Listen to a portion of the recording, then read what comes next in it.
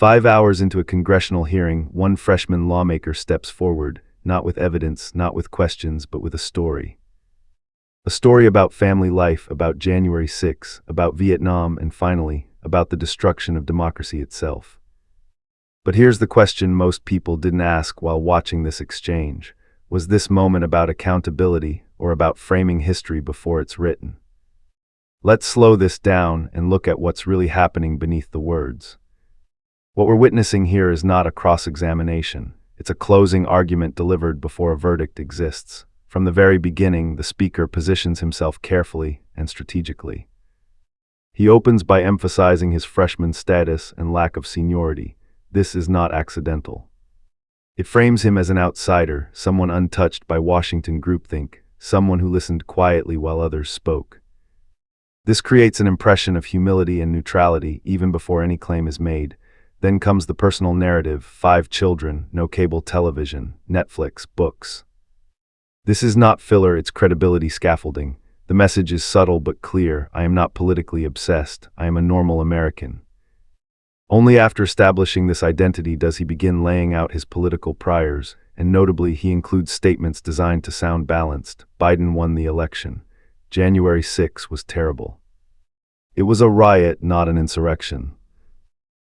These acknowledgments function as verbal insurance policies. They inoculate the speaker against accusations of extremism before he delivers a far more aggressive conclusion. Now comes the pivot.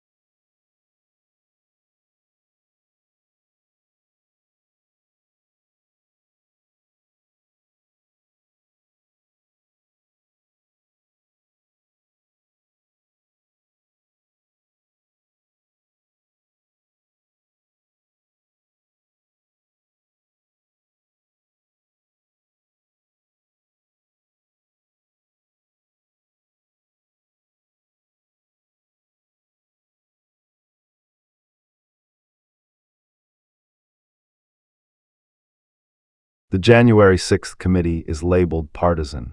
Nancy Pelosi's actions are called politically motivated.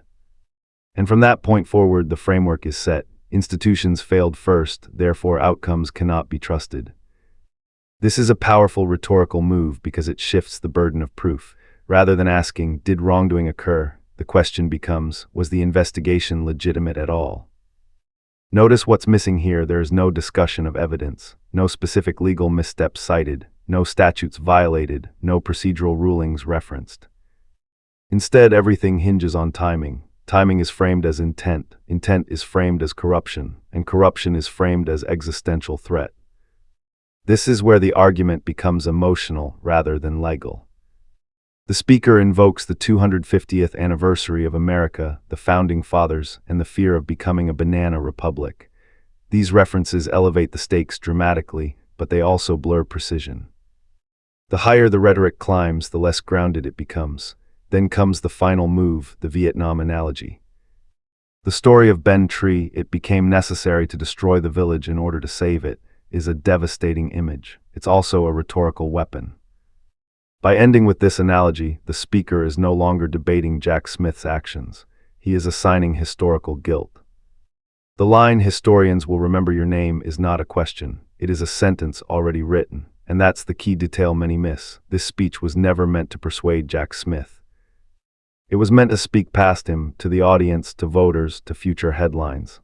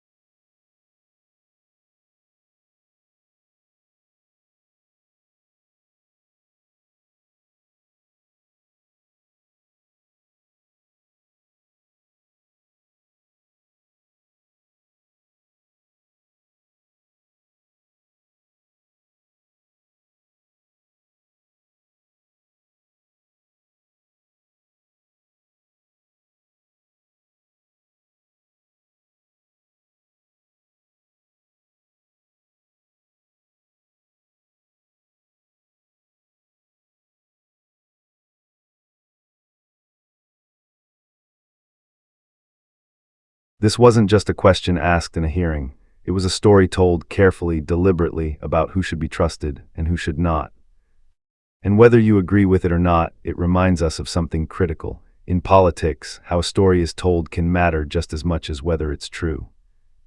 If you found this analysis helpful, you're welcome to subscribe. New videos here focus on understanding American politics beyond the noise. Thanks for watching, and I'll see you next time.